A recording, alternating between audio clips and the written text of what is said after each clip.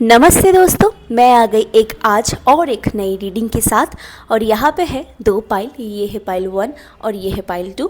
Intuitively आप किसी एक पाइल को चूज़ करो, फिर हम देखेंगे आपकी रिलेशनशिप में क्या खिचड़ी पक रही है, क्या हो रहा है, यूनिवर्स के तरफ से आपके लिए क्या गाइडेंस है, ये आज मैं आपको बताऊँगी।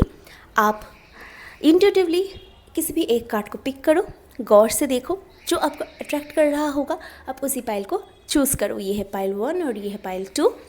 उसके बाद इस रील को आप 3 लोगों के साथ शेयर करो और कमेंट करना, लाइक भी करना। तो चलिए देख लेते हैं पहली स्ट्रेंथ के साथ, यानी पाइल 1 के साथ। जिन्होंने भी पाइल 1 द स्ट्रेंथ सिलेक्ट किया है, तो मैं आपको बताना चाहूँगी कि आपकी रिलेशनशिप अभी ख़त्म नहीं हुआ है। अगर आप लोगों का ब्रेकअप हो गया है तो मैं यहाँ पे बताना चाहूँगी कि आपका रिलेशनशिप फिर से नई तरीके से यहाँ पे शुरू होगा। यूनिवर्स आपको एक चांस देंगे, उनको एक चांस देंगे और इस रिलेशनशिप को आपको एक और चांस देना चाहिए। अभी शायद टाइम ठीक नहीं है, लेकिन ये रिलेशनशिप ख़राब नहीं है।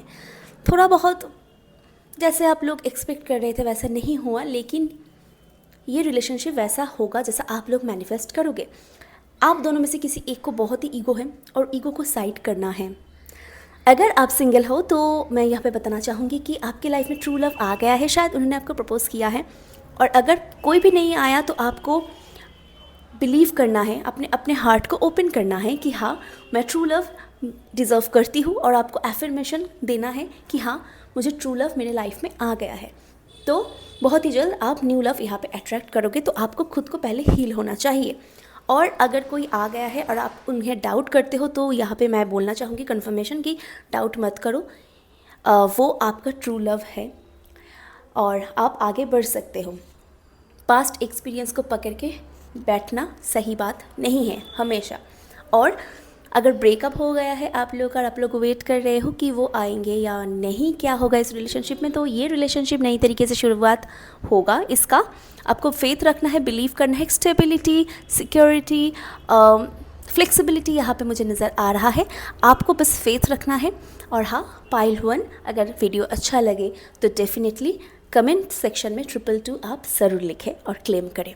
पाइल 2 जिन्होंने भी द हेरोफेंट चूज़ किया है, तो उन लोगों के लिए पहली बात तो ये कि अगर आप किसी रिलेशनशिप में बहुत सफ़र कर रहे थे बहुत दिनों से और आप ठीक नहीं थे और रिलेशनशिप ख़त्म हो गया है, तो पहली बात तो ये है कि उस रिलेशनशिप को दोबारा और चांस मत दो।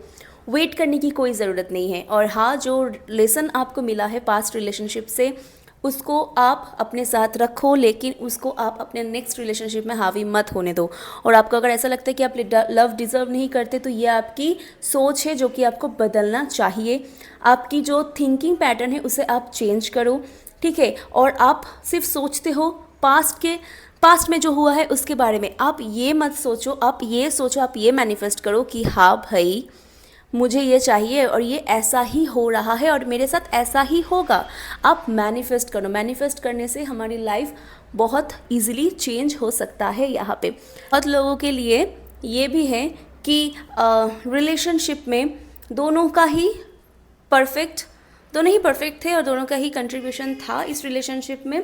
लेकिन किसी भी वजह से अगर अभी आप दोनों एक दूसरे के साथ नहीं हो, दूर हो, तो वो आपको मिस कर रहे हैं बहुत। वो रात को सोते नहीं हैं, उन्हें लगता है कि वो आप किसी और के साथ खुश हो, ऐसा उन्हें फील होता है।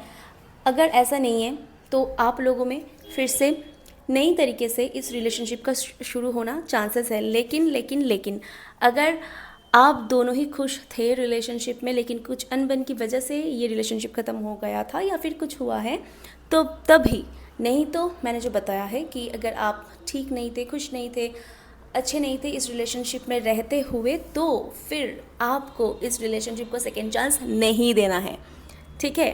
तो यही था आपका रीडिंग। आई होप कि ये आपको हेल्प करेंगे और आपको और लाइट हार्टेड होना है। यहाँ पे आपको